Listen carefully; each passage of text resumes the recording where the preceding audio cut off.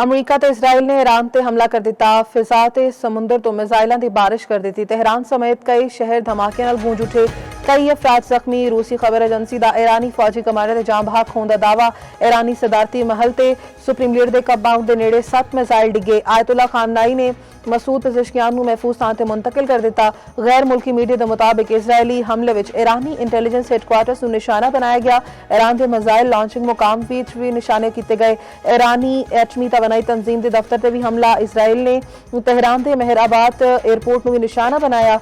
इसफहान, तबरेज, कुम, करज ते करमनशा विच भी फिजाई हमले। अमरीका ने इस ऑपरेशन को एपिक फेवरी का नाम दे दिता है। इसराइल वालों रोर ऑफ द लाइन के नाम नाल ऑपरेशन।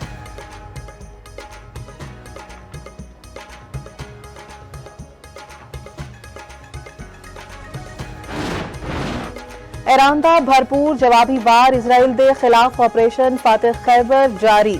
ईरान ने इसराइल के 30 तो वध बैलिस्टिक मिसाइल दाग दिते। इसराइली वजीर दिफा ने इसकी तस्दीक कर दी है। इसराइल के शुमाली इलाके हेफा विच धमाकियां दीयां आवाज़ां सुनिया गईयां ने। हमलियां दे बाद शहर विच सायरन वज उठे। इसराइल विच स्कूल बंद कर दिते गए। शहरियां नूं घरां विच रहण दी हिदायत। इसराइल ने अपनी फिजाई हदूद भी बंद कर दित्तियां।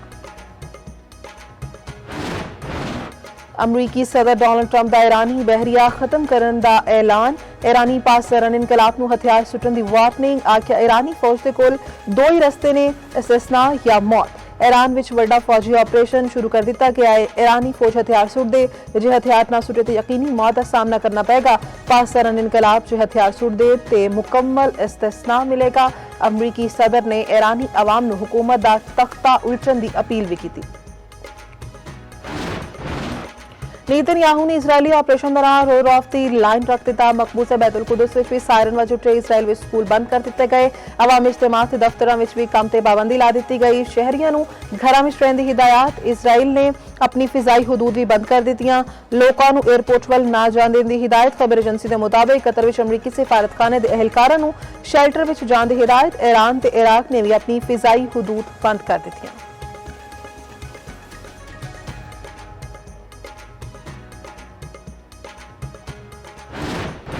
दफ्तर खारजा दी पाकिस्तानी शहरियों को ईरान के गैर जरूरी सफर तो गुरेज की हिदायत। तर्जुमान का कहना है कि ईरान में मौजूद पाकिस्तानी गैर जरूरी नकलो हरकत महदूद रखन।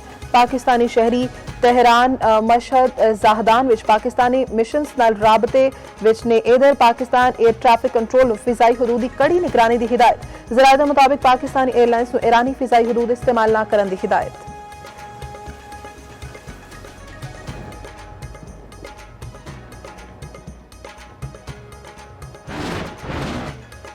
ऑपरेशन गजब लिल हक पूरी शिद्दत नाल जारी। अफगान तालिबान रजीम के 331 कारिंदे मारे जा चुके। 500 तो वध जख्मी। अफगान तालिबान दी 104 चेक पोस्टां मुकम्मल तौर पर तबाह।